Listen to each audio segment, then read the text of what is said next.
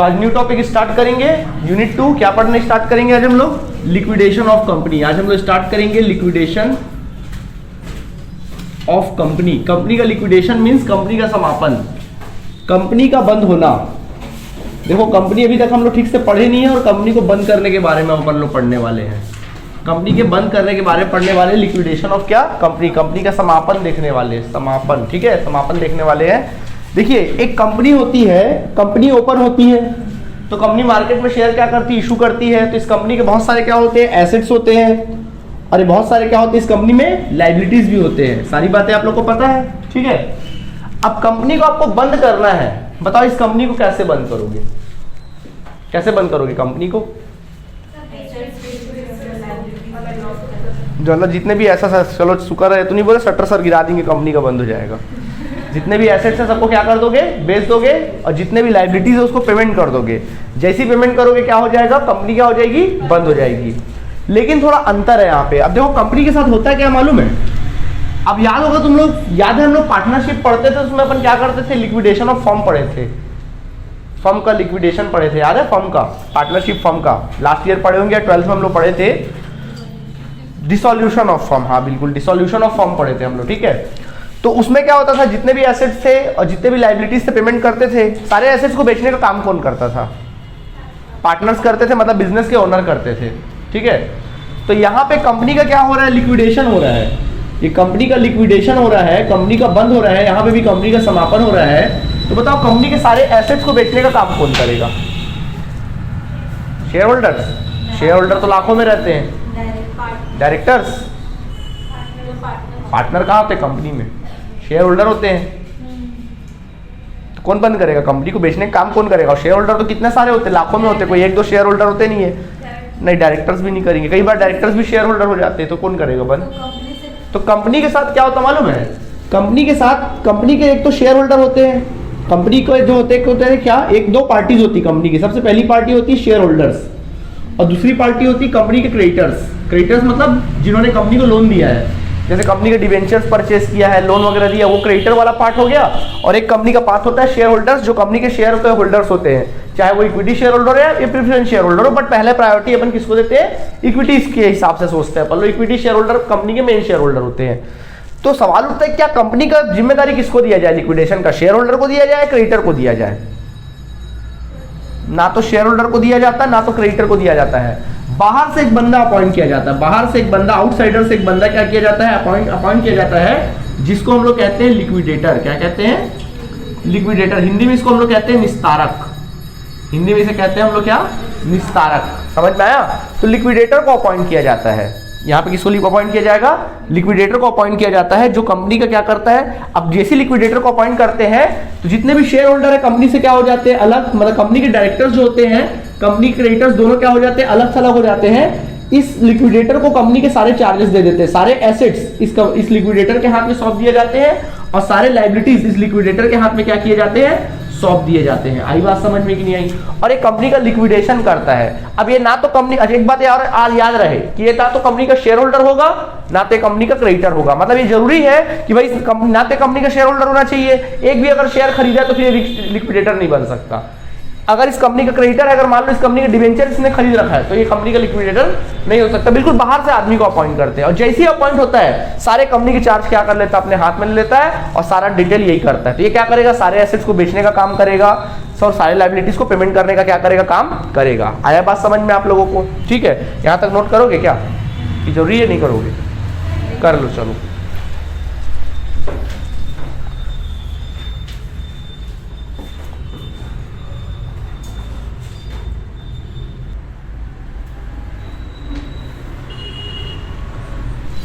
तो देखिए, अगर आपको लिक्विडेशन ऑफ कंपनी पढ़ना है तो आप लोगों को सबसे पहले तो एक कैरेक्टर में ढलना पड़ेगा।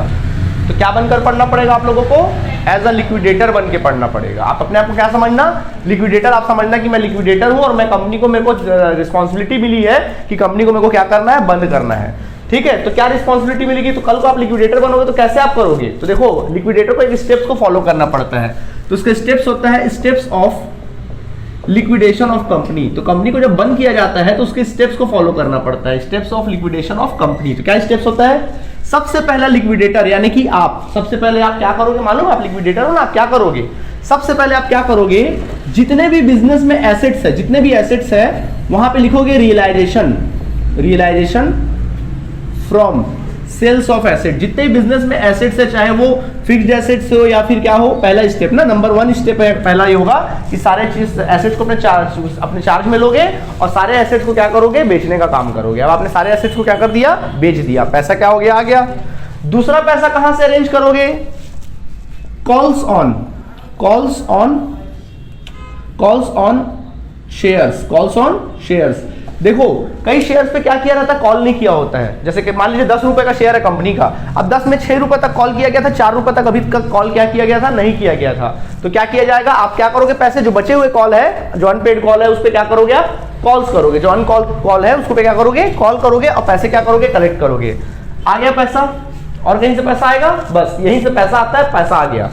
अब सबसे पहला स्टेप होता है number 3, payment to secured creditors, payment to secured creditors, payment to secured creditor. जो सिक्योर्ड क्रेडिटर्स है ना, उनको अपन पेमेंट करने जाते हैं। सिक्योर्ड का मतलब होता है सुरक्षित लेनदार। सिक्योर्ड क्रेडिटर्स को अपन क्या करने जाते हैं, पेमेंट करने जाते हैं। अब आप बोलोगे सर सिक्योर्ड क्रेडिटर को क्या होता है, देखेंगे बाद में, ठीक है। और सिक्योर्ड क्रेडिटर से कुछ पैसा बचा कर लाते हैं, उसको बोलते हैं surplus from secured creditor, surplus from secured creditors. बोलोगे सर क्या बचा के लाते हैं सिक्योर्ड क्रेडिटर से, वो भी समझाएंगे, समझ में आएगा ये सारी बातें, ठीक है। ओके, तो यहां से पैसा बचा के ले आए। अब आप लिक्विडेटर हो, आपके पास 2-3 पैसे हैं।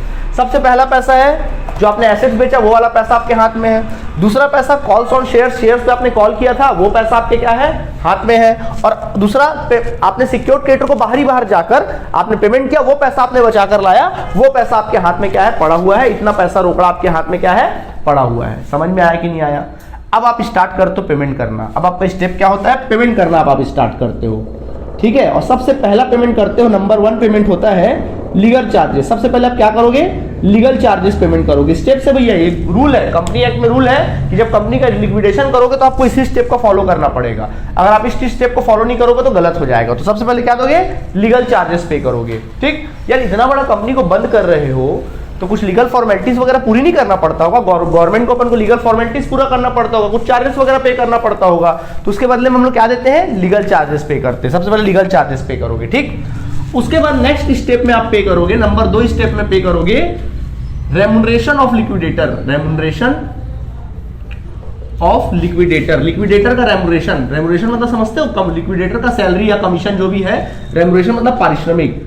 भाई लिक्विडेटर अपॉइंट हुआ है कंपनी में तो बाहरी आदमी है ना, उसको रेम्युनरेशन नहीं दोगे, लिखो मत, पहले समझ लो, अच्छे समझो नहीं तो फिर समझ में नहीं आएगा। रेम्युनरेशन ऑफ लिक्विडेटर, तो लिक्विडेटर को रेम्युनरेशन नहीं दोगे तो सबसे पहले क्या करेगा लिक्विडेटर, लीगल चार्जेस करने के बाद पहले अपना रेम्युनरेशन काटेगा। पता चल रहा सबको पैसा बांटने के चक्कर में उसी के लिए कुछ बचा ही नहीं, तो गया ना बेचारा। कोई कंपनी मामा का लड़का थोड़ी ना जो आके फ्री में काम करके चला जाएगा, ठीक है। तो इस वजह से क्या करना पड़ेगा उसको, पहले वो अपना रेम्युनरेशन काटेगा, रेम्युनरेशन का पेमेंट हो गया। अब दूसरा स्टेप होता है नंबर 3, अब वो पेमेंट करेगा किसको, अगला पेमेंट होता है cost of liquidation, cost of liquidation. इतना बड़ा कंपनी का लिक्विडेशन हो रहा है जब, यानी कि लिक्विडेशन एक्सपेंसेस, लिक्विडेशन एक्सपेंसेस। इतना बड़ा कंपनी का लिक्विडेशन हो रहा है तो लिक्विडेशन में खर्चे नहीं होंगे क्या, वो एसेट्स को बेचेगा तो एसेट बेचने जाएगा, हो सकता है कार में जाएगा एसेट्स को बेचने के लिए, वहां पहुंचेगा, एसेट्स को डील करेगा, हो सकता है किसी को बेचने के एवज में कमीशन वगैरह देगा। तो बेचने में, खरीदने में या पेमेंट करने में खर्चा वर्चा तो होगा ना, थोड़ा मोड़ा नाश्ता पानी भी तो करेगा। तो कॉस्ट ऑफ लिक्विडेशन, कुछ खर्चा भी तो होगा, तो कॉस्ट ऑफ लिक्विडेशन। अब लिक्विडेशन के प्रोसेस में जो खर्च हो रहा है उसका वो क्या करेगा, पेमेंट करेगा। क्लियर है? इसके बाद अगला स्टेप होता है नंबर 4, अब वो रिटर्न करेगा, रिटर्न टू डिवेंचर होल्डर। अब डिवेंचर होल्डर्स होते हैं ना, उनको पैसे क्या करेगा, रिटर्न करेगा। डिवेंचर होल्डर्स का मतलब समझते हो ना, जो कंपनी के डिवेंचर्स को देखो ना, डिवेंचर्स समझते हो कि नहीं समझते? डिवेंचर एक तरह का लोन होता है, तो डिवेंचर्स का पैसा क्या करेगा, वो रिटर्न करेगा विथ इंटरेस्ट। कैसे?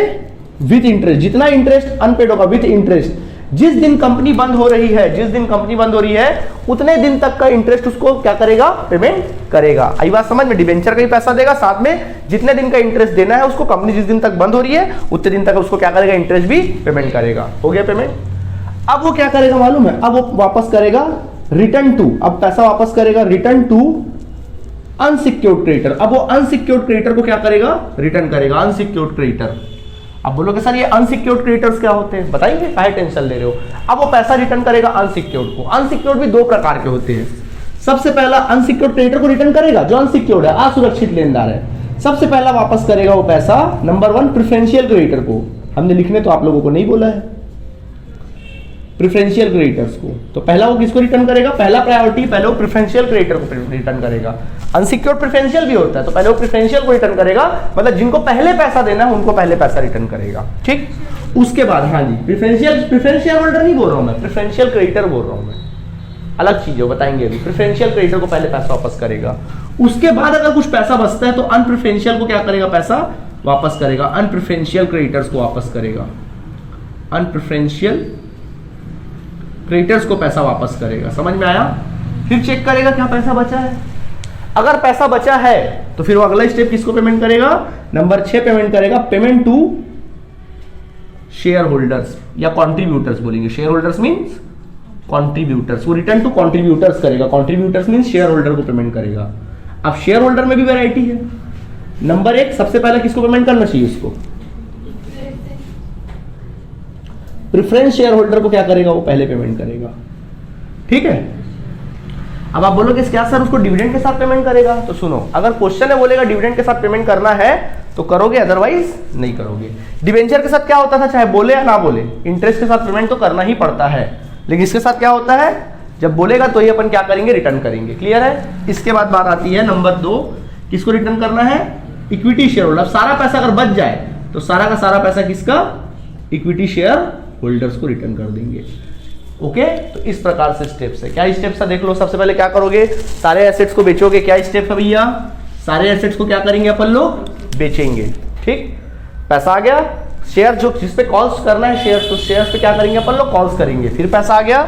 अब फर्स्ट ऑफ ऑल आप पेमेंट टू सिक्योर्ड क्रेडिटर को करेंगे। क्या होता है सिक्योर्ड क्रेडिटर, देखेंगे वहां से पैसे बचा के लाएंगे। अब पेमेंट करना हमारा क्या हो जाएगा, स्टार्ट हो जाएगा। पहला पेमेंट किसको करोगे, लीगल चार्जेस। दूसरा पेमेंट क्या करोगे, रेमुनरेशन टू लिक्विडेटर, लिक्विडेटर अपना रेमुनरेशन काटेगा। फिर चौथा पेमेंट क्या होगा, तीसरा पेमेंट कॉस्ट ऑफ लिक्विडेशन। फिर नेक्स्ट पेमेंट क्या होगा, return to debenture holders with interest, वापस कर दिए।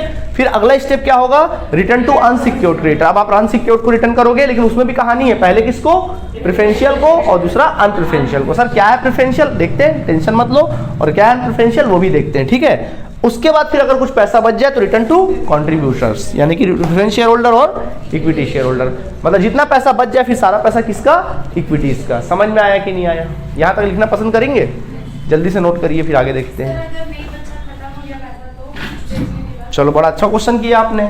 आप बोलो सर अगर पैसा नहीं बच रहा है तो एक बात बताओ, इस चैप्टर की सबसे बड़ी खासियत यह है कि इसमें लायबिलिटी क्या होता है, लिमिटेड होता है। फॉर्म में क्या होता था, लायबिलिटी अनलिमिटेड होता था। पैसा कम पड़ने पे पार्टनर लोग को घर से लेकर आना पड़ता था पैसा, याद है कि नहीं है। लेकिन ये कंपनी है, कंपनी की लायबिलिटी क्या होती है, लिमिटेड होती है। मतलब जहां पैसा खत्म हुआ वहीं क्वेश्चन खत्म। मतलब अपन चेक करते रहेंगे क्वेश्चन बनाते समय कि पैसा कितना बच रहा है, जहां पैसा खत्म हुआ वहीं क्वेश्चन खत्म। कई बार ऐसा भी होगा कि हमारा क्वेश्चन यहीं पे खत्म हो जाएगा, कई बार ऐसा होगा। तो पहले दुआ करोगे पैसा कम रहे, जल्दी खत्म हो जाए, ठीक है। चलो नोट कर लो।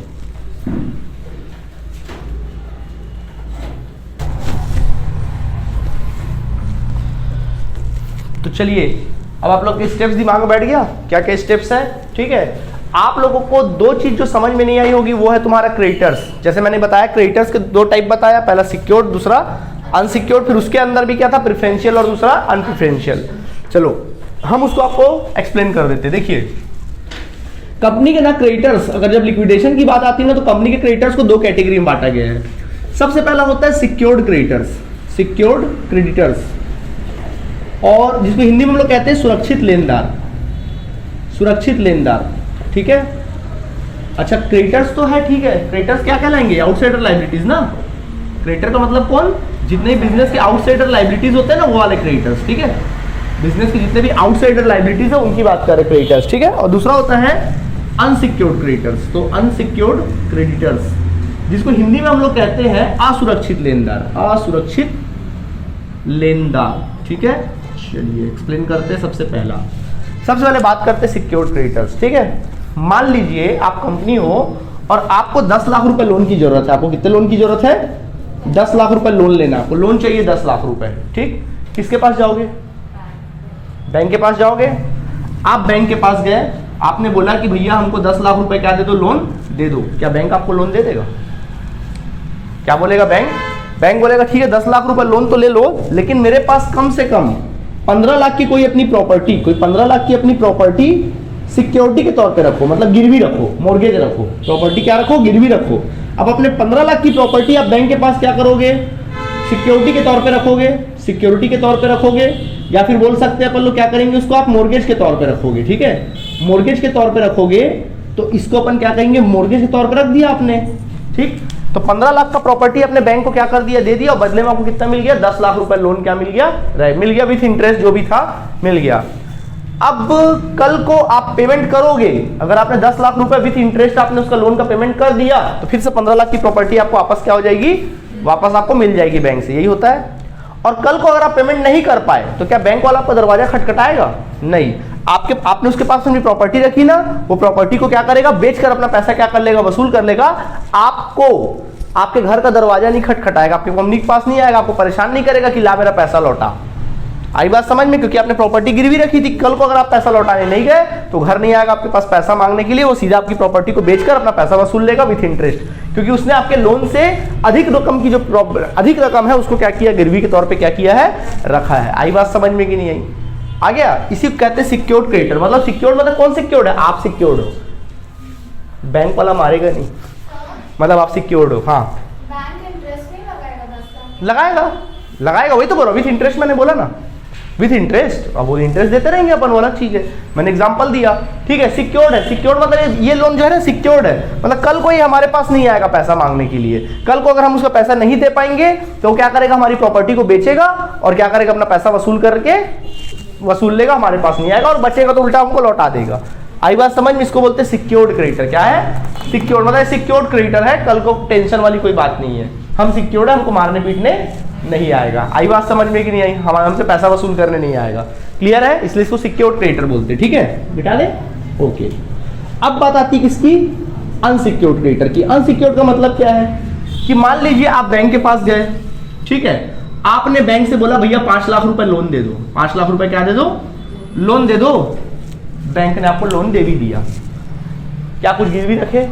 आपको ऐसे ही दे दिया बैंक लोन, 5 लाख रुपए दे दिया बिना कुछ गिरवी रखे। क्या बोलेंगे इसको?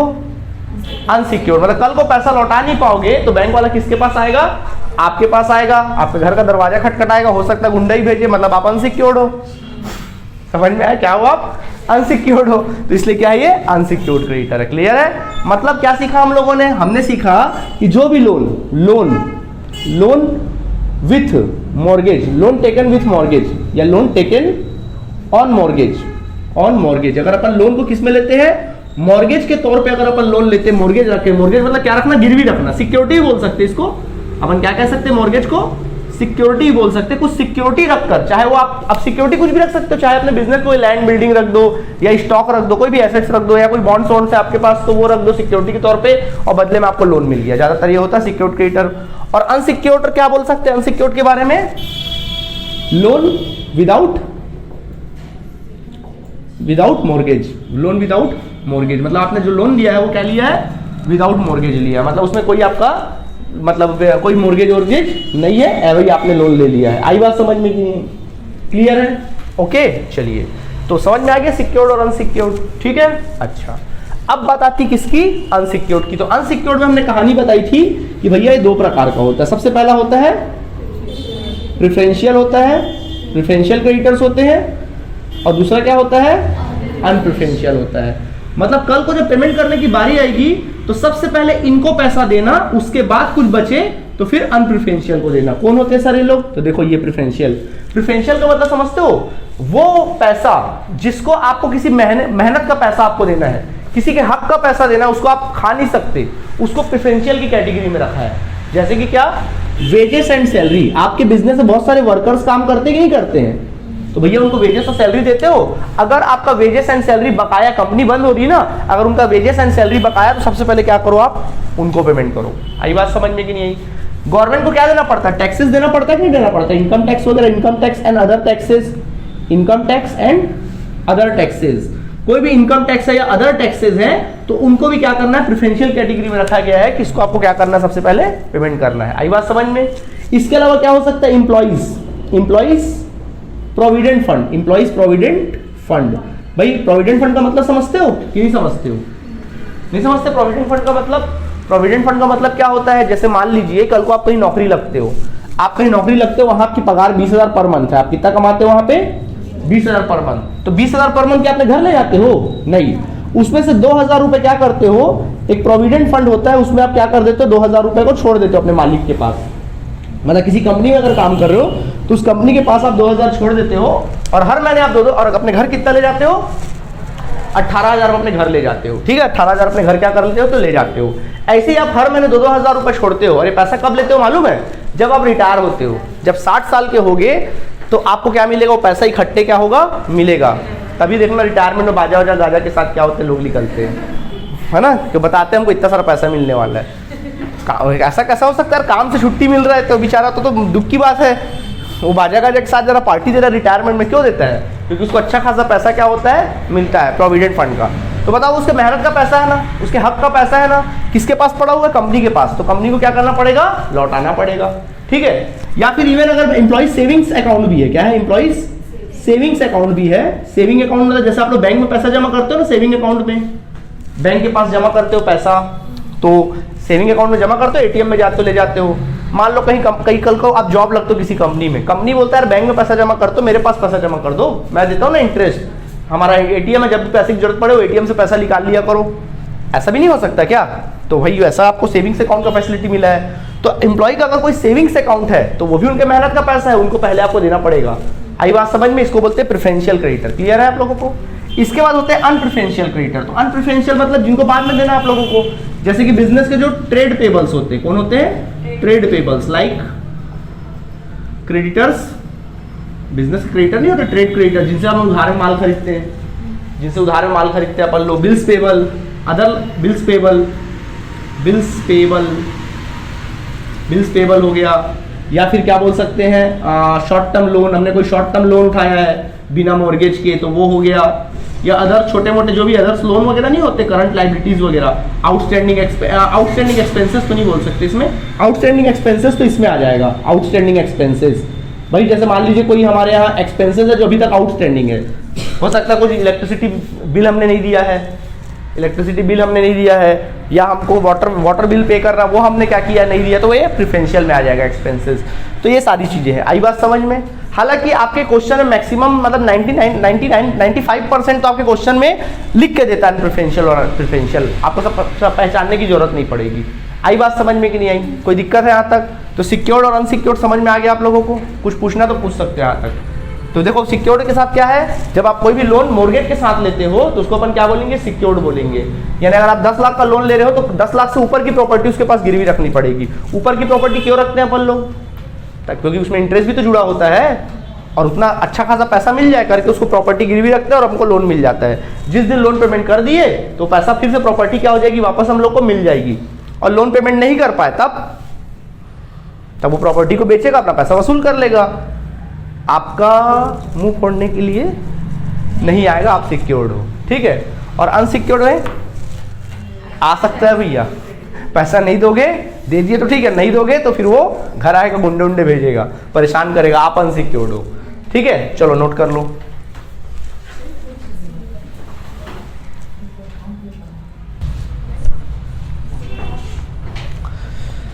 देखिए, तो यहां तक हम लोगों का क्या हो गया? कंप्लीट हो गया।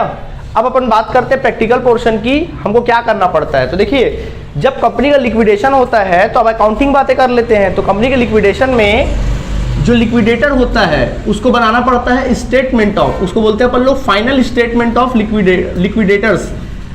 अब हम बनाएंगे लिक्विडेटर्स फाइनल स्टेटमेंट। ये एक तरह का अकाउंट नहीं होता, बल्कि क्या होता है कि स्टेटमेंट होता है। तो इसमें डेबिट क्रेडिट कभी नहीं लिखते ना, टू या बाय का वर्ड यूज करते हैं। तो एक तरह का स्टेटमेंट होता है जो लिक्विडेटर बनाता है, और इसका कॉलम कुछ इस प्रकार होता है।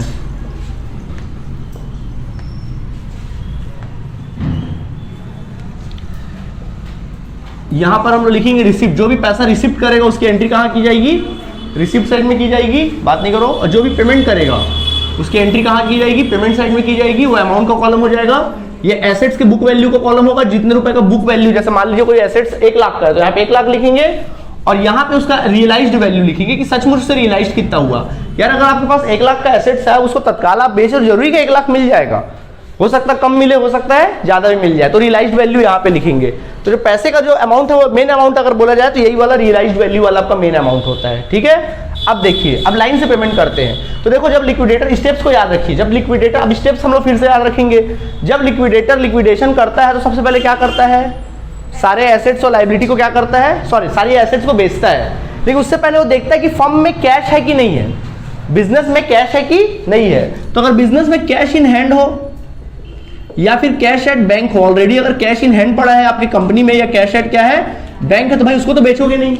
तो उस पैसे को क्या कर लो आप लोग, पहले लिख लो, वो पैसा लिक्विडेटर के हाथ में आ जाता है। अब लिक्विडेटर क्या करता है, सारे एसेट्स को, चाहे वो करंट एसेट्स हो या फिक्स्ड एसेट्स की नेचर हो, सारे एसेट्स को बेचने का काम करता है, ठीक है। तो क्या करेंगे, तो पैसा बेचा तो उसको क्या मिलेगा, रियलाइजेशन फ्रॉम एसेट्स को बेचने से जो पैसा मिला उसकी एंट्री कर लेते हैं, ठीक है। अच्छा, अब वो क्या करता है, कंपनी के शेयर्स का क्या करता है, कॉल्स करता है। अगर कॉल्स कर रहा है तो वो देखो कि कॉल्स कर रहा है कि नहीं कर रहा है। अगर कॉल्स कर रहा है तो वही पैसा आ रहा है ना, तो रिसिप्ट में लिख लो कॉल्स ऑन शेयर्स, जितना पैसा आ रहा है उसको क्या कर लो, लिख लो। लेकिन एक बात याद रखना, सुन लो, एक बात याद रखना, मान लीजिए हमारी कंपनी में 10,000 शेयर्स है। कितने शेयर्स है, 10,000 शेयर्स है, 10 रुपए वाले, क्लियर है, 10,000 शेयर्स है 10 रुपए वाले, ठीक है। इसमें 9 रुपए तक पेड अप है। कितने रुपए तक पेड अप है, 9 रुपए। अब कंपनी बंद हो रही है, कंपनी क्या हो रही है, बंद हो रही है। अब मान लीजिए इसमें से आप भी कोई शेयर होल्डर हो, अब कंपनी बंद हो रही है, तो बताओ, कंपनी बंद हो रही, हो सकता है आपको पैसा मिले या हो सकता है, जब क्योंकि सबसे अंत में पैसा मिलने वाला है, हो सकता है पैसा बचा तो पैसा मिलेगा, नहीं बचा तो नहीं मिलेगा। अब कंपनी उसमें 1 रुपए आपसे मांग रही है, क्या दोगे कंपनी को, आप नहीं करोगे, आप शेयर होल्डर हो, सोचो दोगे, आप नहीं दोगे। वैसे ही कुछ लोगों ने सोचा, 10,000 में से 1,000 ने पैसा क्या किया, 1,000 शेयर होल्डर ने पैसा क्या किया, नहीं दिया। समझ में आया, 1,000 ने नहीं दिया, ठीक है। तो कितने ने दिया होगा, 9,000 शेयर होल्डर ने पैसा क्या किया होगा, दिया होगा, ठीक। तो जब कंपनी रिफंड करने वाली बात आएगी, जब अंत में पैसा क्या होगा, बचेगा, तो कंपनी मालूम है जिन्होंने पैसा नहीं दिया ना, 1 रुपया भी पैसा क्या किया, नहीं दिया, तो उन 1,000 को कभी पैसा क्या करेगी, लौटाएगी नहीं। अगर बचा कुचा पैसा नहीं लौटाएगी, फिर बचा कुचा पैसा किसको मिलेगा, 9,000 को। आप बोलोगे सर ये तो 9 रुपए तक दे दिए थे, एक ही तो गुना है कि उन्होंने लास्ट में 1 रुपए नहीं दिया। अरे भैया नहीं तो दिया ना, कंपनी जब डूब रही थी, जब कंपनी को बचाना था, तब तो सही वक्त में तुमने पैसा नहीं दिया, तो जब लास्ट में पैसा बच रहा है तो फिर इनको पैसा नहीं मिलेगा। यानी क्या है, अगर किसी भी शेयर्स पे कॉल्स इन एरियर्स हो जाता है तो उसका पैसा एंड में उस शेयर पे पैसा पर लौटाते नहीं है। यानी 10,000 शेयर हमने मांगा, 1,000 ने पैसा नहीं दिया, ठीक है। तो जिन्होंने नहीं दिया, तो कल को अगर पैसा बचता है तो पैसा किसको मिलने का हक है, सिर्फ 9,000 शेयर होल्डर को पैसा मिलेगा। 9,000 शेयर्स पे 1,000 को पैसा, क्योंकि उनका कॉल्स इन एरियर्स हो गया था, चाहे 1 रुपया हो या 1 पैसा क्यों ना हो, पैसा उनको 1 रुपया वापस नहीं मिलेगा। आई बात समझ में कि नहीं आई, ठीक है, ओके, ठीक है। तो ये बात याद रखिएगा। तो एक शेयर्स पे क्या कर लेते हैं, कॉल कर लेते हैं, ये हो गया अपना काम। आगे बढ़ते हैं। इसके बाद अब क्या करती कंपनी, मालूम शेयर होल्डर, अब क्या करता हूँ, लिक्विडेटर। अब लिक्विडेटर पैसा वसूल लिया, बेचा बाचा सब पैसा वसूल लिया। अब वो क्या करता है, सबसे पहले जाता है किसके पास मालूम है, सिक्योर्ड क्रेडिटर के पास जाता है। बाहरी बाहर, कहाँ, बाहरी बाहर सिक्योर्ड क्रेडिटर के पास जाता है, इसकी एंट्री नहीं होती। सिक्योर्ड क्रेडिटर समझ रहे हो ना, ठीक है। जैसे मान लीजिए बैंक है, हमने इस पे 15 लाख की प्रॉपर्टी हमने गिरवी रखी थी, 15 लाख की क्या रखी थी, प्रॉपर्टी गिरवी रखी थी, और इससे हमने 10 लाख रुपए का क्या लिया था, लोन लिया था। अब कंपनी बंद हो रही है, तो लिक्विडेटर क्या करेगा, बाहरी बाहर, बिना बताए कंपनी में बाहरी बाहर जाएगा, उस बैंक के पास जाएगा और बैंक को बोलेगा बताओ भैया आपका कितना पैसा लौटाना है। बैंक बोलेगा भैया हमारा 10 लाख रुपए आपको क्या करना है, लौटाना है। ठीक है, बोलेगा दिखाओ प्रॉपर्टी हमारी कितनी गिरवी है, देखेगा प्रॉपर्टी, बैंक के सामने ही 15 लाख की प्रॉपर्टी को उसके आंखों के सामने क्या करेगा, बेचेगा। मान लो उसने 15 लाख की प्रॉपर्टी को बेचा, जरूरी क्या 15 लाख मिल जाएगा, हो सकता है उसने प्रॉपर्टी को बेचा, 12 लाख रुपए पैसा क्या हुआ, सेल्स, 12 लाख रुपए में उस प्रॉपर्टी को क्या किया, उसने सेल्स किया। ठीक, 12 लाख प्रॉपर्टी में सेल्स किया, 10 लाख रुपए उसको क्या किया, दे दिया। कितना रुपए बचाया, 2 लाख। 2 लाख बचा के कहाँ आ गया, स्कूटर में कंपनी आ गया। ठीक, कंपनी में आ गया, पैसा आ गया ना 2 लाख रुपए, उसको लिख देगा सरप्लस फ्रॉम सिक्योर्ड क्रेडिटर। क्या बोलेगा, surplus from secured creditors, short में लिखूं चलेगा, सरप्लस फ्रॉम सिक्योर्ड क्रेडिटर्स। समझ में आया, 2 लाख बचा के लाएगा, इसको बोलेंगे सरप्लस फ्रॉम सिक्योर्ड क्रेडिटर। मतलब जो वहां पे गया, बेचा, पैसा का पेमेंट किया, उसकी एंट्री नहीं होगी, जितना बचा कर लाया उसकी एंट्री होगी। क्लियर है। अब आप बोलोगे सर ऐसा भी तो हो सकता है, ऐसा भी तो हो सकता है कि वहां 15 लाख की प्रॉपर्टी गिरवी थी, लिक्विडेटर गया, प्रॉपर्टी को बेचा, वहां 12 लाख प्रॉपर्टी से वसूल नहीं हुआ, वहां प्रॉपर्टी से वसूल हुआ 8 लाख रुपए, ऐसा भी तो हो सकता है। अब आनंद फानंद बेच रहे, हो सकता है 15 लाख की प्रॉपर्टी 8 लाख में बिकी। अब क्या करेंगे सर, ठीक है, कितना देना था उसको, 10 लाख, कितना दे सकते थे, 8 लाख दिए, बोले अब 2 लाख के लिए बैठ, बाद में देंगे। अब देंगे 2 लाख बाद में, क्या बोले, 2 लाख तेरा क्या करेंगे, बाद में देंगे। ये 2 लाख क्या कहलाएगा, अब इसके लिए कुछ गिरवी रखा आपने, तो फिर ये अनसिक्योर्ड हो जाएगा। क्या कहलाएगा ये, अनसिक्योर्ड। ये अनसिक्योर्ड हो जाएगा और किस में जाके जुड़ जाएगा, जो अनसिक्योर्ड क्रेडिटर नहीं होंगे उसमें जुड़ जाएगा, और उस टाइम पेमेंट करेंगे जैसा पेमेंट करते हैं। आई बात समझ में कि नहीं आई, क्लियर है। अगर सिक्योर्ड क्रेडिटर से पाला पड़ेगा तो ऐसे ही आप डील कर लोगे, देख लोगे। चलो समझ में आ गया अच्छे से, ठीक है, आगे बढ़ जाए।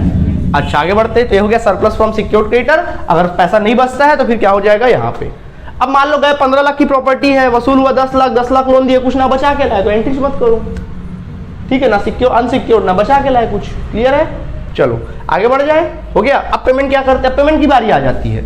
अब सबसे पहला पेमेंट क्या करते थे बताओ, इतना सारा पैसा आ गया आपके पास, टोटल करके देख लो कितना पैसा आ गया, पैसा करके रख लेना, ठीक। अब पेमेंट करोगे, सबसे पहले क्या पेमेंट करेंगे, लीगल चार्जेस। यहाँ पे बाय और टू मत लगाना ना, गलत हो जाएगा, लीगल चार्जेस पेमेंट कर दो।